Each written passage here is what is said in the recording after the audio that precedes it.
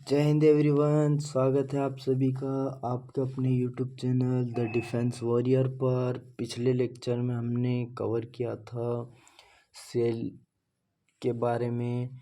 हमने जाना था सेल थ्योरी कौन से साइंटिस्ट ने दी है और सेल थ्योरी को मॉडिफाई किसने किया है। तो सेल थ्योरी को मॉडिफाई किया है रुडोल्फ विर्को ने। और हमने पढ़ा था कि सेल मेम्ब्रेन कौन कौन सी होती है, बैक्टीरिया की, पेप्टिडोग्लाइकन, और एनिमल्स में नहीं होती है सेल वॉल, प्लांट में और फंगस में होती है काइटिन की, प्लांट में होती है सेल्यूलोज की। तो आज हम कवर करेंगे सेल ऑर्गेनली, जो कि बहुत इम्पोर्टेंट है। इसे स्टार्ट करने से पहले आप चैनल पर नए हों तो चैनल को सब्सक्राइब करें, वीडियो को लाइक करें और दोस्तों में शेयर करें और कमेंट बॉक्स में ज़रूर बताएं आपको लेक्चर कैसा लगा। सो आज स्टार्ट करते हैं सेल ऑर्गेनली। सेल ऑर्गेनली को 3 भागों में बांटा गया है, डबल मेम्ब्रेन और सिंगल मेम्ब्रेन और नो मेम्ब्रेन। तो जो डबल मेम्ब्रेन रहती है वह माइटोकॉन्ड्रिया में रहती है, क्लोरोप्लास्ट जो कि प्लांट में रहता है, और न्यूक्लियस। इन तीनों में डबल मेम्ब्रेन रहती है। और सिंगल मेम्ब्रेन ईआर यानी कि endoplasmic reticulum, Golgi bodies, lysosome and vacuoles. और जो नो मेम्ब्रेन मतलब जिसमें किसी भी प्रकार की मेम्ब्रेन नहीं होती है, वह सेल ऑर्गेनली कौन सी है, तो वह है राइबोसोम। इन सभी को हम डिटेल में जानेंगे आगे। इसके बाद न्यूक्लियस।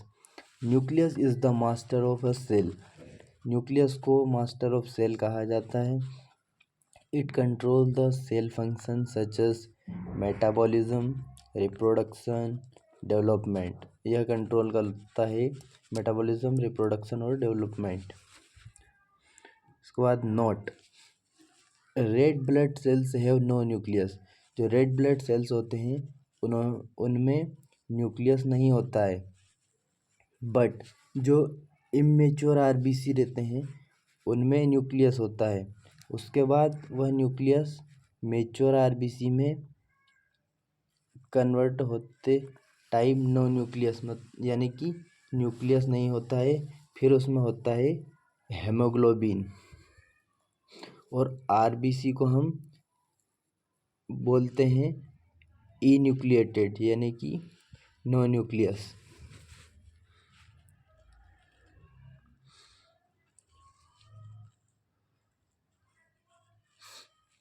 उसके बाद हम देखेंगे ये है nucleus, darkly strand nucleolus RNA, double membrane है, न्यूक्लियर प्रोटीन है, क्रोमेटिन और न्यूक्लियोप्लाज्म, न्यूक्लियोलस और न्यूक्लियर, जो कि जैसा कि डायग्राम में दिखाया गया है।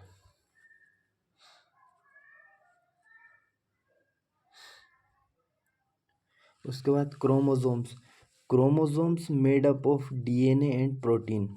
जो क्रोमोसोम होते हैं वह डीएनए और प्रोटीन के बने होते हैं, और प्रोटीन कौन सा होता है, हिस्टोन प्रोटीन।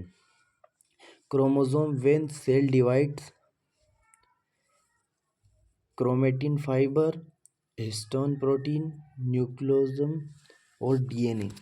जैसा कि डायग्राम में दिखाया गया है कि हिस्टोन प्रोटीन कैसा रहता है, डीएनए कैसा रहता है। उसके बाद nucleoplasm, transport and gel like matrix. Nucleoplasm एक जेल लाइक मैट्रिक्स होता है। It contains the nucleolus chromatin thread. When the cell is about to divide, the chromatin thread appears as chromosomes. The chromosomes is made up of DNA, deoxyribonucleic acid and histone protein. जो chromosome रहता है वह DNA और histone protein से बना होता है। Chromosomes are responsible for transmission of characters from one generation to another generation। जो क्रोमोसोम होते हैं वो ट्रांसमिट होते हैं एक जनरेशन से दूसरी generation. The nucleus plays a central role in cellular reproduction. और जो न्यूक्लियस रहता है वो सेल्यूलर रिप्रोडक्शन का रोल प्ले करता है। Other than nucleus DNA is also found in mitochondria और क्लोरोप्लास्ट। न्यूक्लियस के अलावा डीएनए माइटोकॉन्ड्रिया और क्लोरोप्लास्ट में भी पाया जाता है। Note red blood cell have no nucleus. जो रेड ब्लड सेल होते हैं उनमें न्यूक्लियस नहीं होता है। उसके बाद endoplasmic reticulum ER form lipid and protein. जो एंडोप्लाज्मिक रेटिकुलम होता है वह लिपिड और प्रोटीन से बना होता है। Membranous network of tubules like structure found in cytoplasm. और मेम्ब्रेनस नेटवर्क ऑफ ट्यूबुल के स्ट्रक्चर का बना होता है और फाउंड इन साइटोप्लाज्म, और साइटोप्लाज्म के अंदर पाया जाता है। It is attached to the nucleus on one side. तो यहाँ से क्वेश्चन बन सकता है कि न्यूक्लियस से वन साइड अटैच कौन सी सेल ऑर्गेनली होती है, तो उसे हम याद रखेंगे एंडोप्लाज्मिक रेटिकुलम। इसके बाद मेम्ब्रेन बायोजेनेसिस। बायोजेनेसिस मतलब formation, process that involve cell membrane development with protein and lipids. ER transport material between the region of cytoplasm and और between the cytoplasm and nucleus।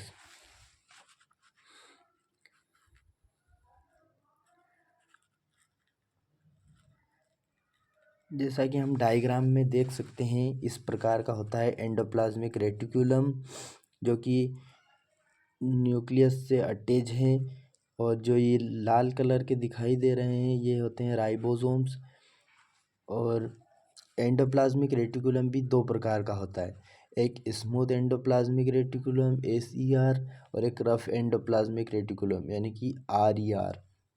तो जो स्मूथ एंडोप्लाज्मिक रेटिकुलम होता है वह lipid synthesis और detoxification of drugs का काम करता है, और जो रफ एंडोप्लाज्मिक रेटिकुलम है वह प्रोटीन सिंथेसिस का काम करता है। उसके बाद आता है Golgi apparatus। First describe by Camillo Golgi in the year 1898। जो गोल्जी apparatus है उसे डिस्क्राइब किया है कैमिलियो गोल्जी नाम के साइंटिस्ट ने, और उन्हीं के नाम से इसका नाम रखा गया है Golgi apparatus। They consist of many flat disc शेक और cisternae stack parallel to each other. और ये डिस्क शेप में होता है जैसा कि हम डायग्राम में देखेंगे आगे। The Golgi apparatus principally perform the function of packaging material to be delivered either to the intercellular target or secreted outside the cell। तो जो गोल्जी apparatus रहता है उसका जो फंक्शन होता है यानी कि उसका काम होता है कि packaging material to be delivered, जो वो पैकेजिंग मटेरियल को पैकेजिंग करता है और डिलीवर्ड करता है। Golgi apparatus is important site of formation of glycoprotein और ग्लाइकोलिपिड्स। और यह ग्लाइकोलिपिड और ग्लाइकोप्रोटीन का फॉर्मेशन करती है।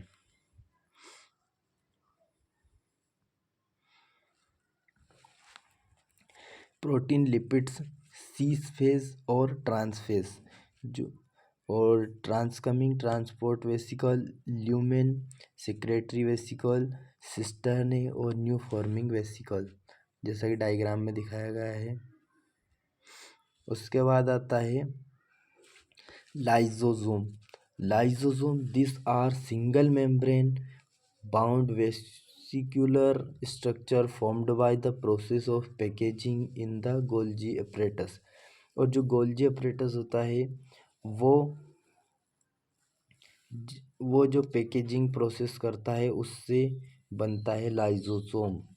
दे keep the cell clean by digesting and breaking the outside material like bacteria, food entering the cell और worn out cell organelle into small pieces.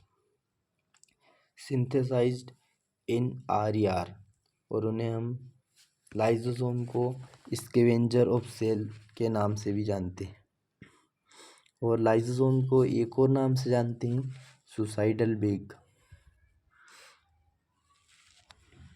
Membrane enzyme और hydrolytic enzyme, इस प्रकार होता है lysosome. Lysosome contain hydrolytic enzyme जो कि PYQ है और active at acidic pH। Lysosomes are known as suicidal bag as they tend to destroy the cell membrane with digestive enzyme causing lysis of the cell, autolysis। और इसे lysosome को हम suicidal bag के नाम से भी जानते हैं और ऑटोलाइसिस भी इनका काम रहता है। Release hydrolytic enzyme digest in the cell को हम कहते हैं ऑटोलाइसिस।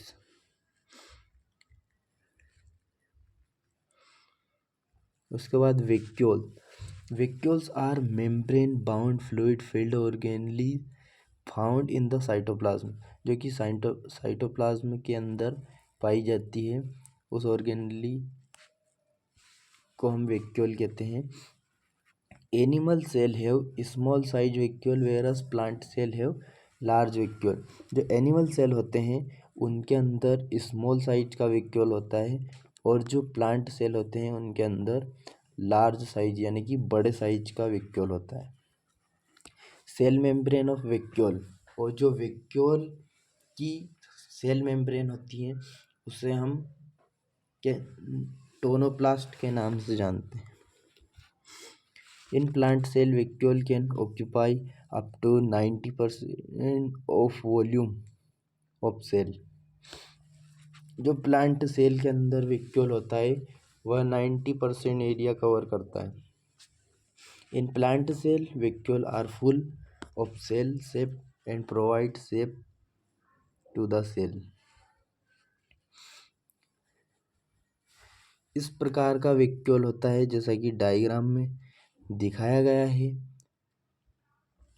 और उसकी जो सेल मेम्ब्रेन रहती है उसे हम टोनोप्लास्ट के नाम से जानते हैं। फिर हम देखेंगे एनिमल सेल और प्लांट सेल।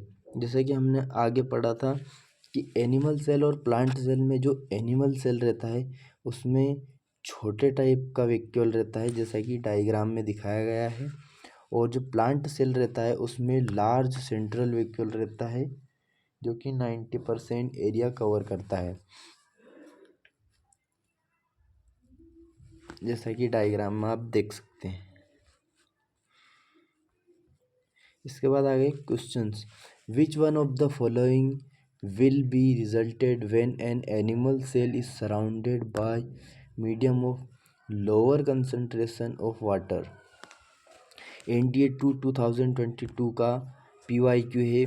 इसमें ऑप्शन है A cell will lose water, B no change in movement of water, C है सेल विल गेन वाटर, और डी है सेल विल स्वेल अप।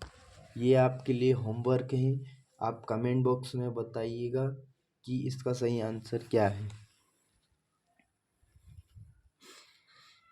उसके बाद नई सेल ऑर्गेनली आती है दूसरी, मतलब एंडोप्लाज्मिक एंडोमेम्ब्रेन सिस्टम। तो हम पढ़ेंगे एंडोमेम्ब्रेन सिस्टम। एंडोमेम्ब्रेन सिस्टम के अंदर 4 सेल ऑर्गेनली होती है, endoplasmic reticulum, Golgi bodies, lysosome और वैक्यूल। इन चारों सेल ऑर्गेनली से मिलके एंडोमेम्ब्रेन सिस्टम बनता है जैसा कि डायग्राम में दिखाया गया है। उसके बाद आता है mitochondria. Mitochondria double membrane bound, जो कि डबल मेम्ब्रेन का बना होता है। They are the powerhouse of cell, और इसे हम पावर हाउस ऑफ सेल भी कहते हैं। The energy required for various chemical activities needed for life is released by mitochondria in the form of ATP, energy currency of cell।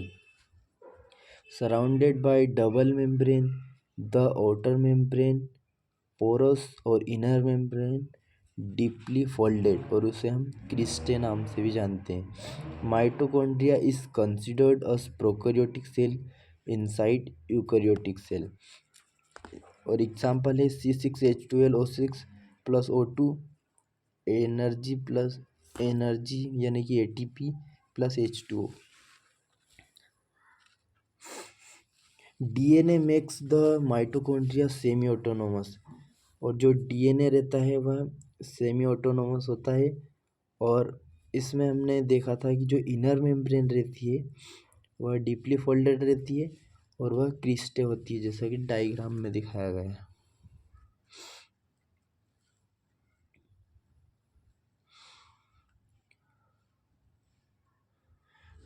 Mitochondria इस प्रकार रहता है। Act as ATP enzyme, F1FO particle, oxysomes and elementary particle होता है। Mitochondria आप diagram में देख सकते हैं किस प्रकार है। इसमें जो टेनिस रैकेट शेप्ड स्ट्रक्चर होता है उसे हम बोलते हैं स्टॉक, और इसमें अंदर ग्रेन्यूल्स होते हैं, DNA होता है, matrix, inner membrane, inter membrane space, outer membrane, ribosome और जो क्रिस्टे, जैसा कि डायग्राम में दिखाया गया है। उसके बाद आता है plastids. Plastid are semi autonomous organelle having DNA and ribosome. Plastid semi autonomous organelle है और ये DNA और राइबोसोम होता है। उसके बाद डबल मेम्ब्रेन इन्वेलोप और फाउंड इन प्लांट सेल, और प्लास्टिड सिर्फ प्लांट सेल में ही पाया जाता है। और इट इज़ ऑफ 3 टाइप, यह 3 प्रकार का होता है, क्लोरोप्लास्ट, क्रोमोप्लास्ट और ल्यूकोप्लास्ट। इन तीनों को हम आगे डिटेल में जानेंगे।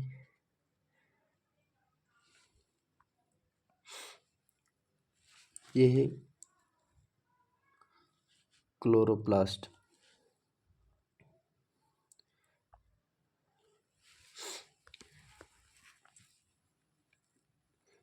जैसा कि डायग्राम में दिखाया गया है कि जो ये कॉइन लाइक स्ट्रक्चर है, सिक्के जैसे जमे हुए हैं, उसे हम बोलते हैं ग्रेनम, और जो होते हैं सिक्के लाइक उन्हें हम बोलते हैं थाइलेकोइड, और ये स्ट्रोमल लेमिला के अंदर रखे होते हैं। उसके बाद हम जानेंगे प्लास्टिड।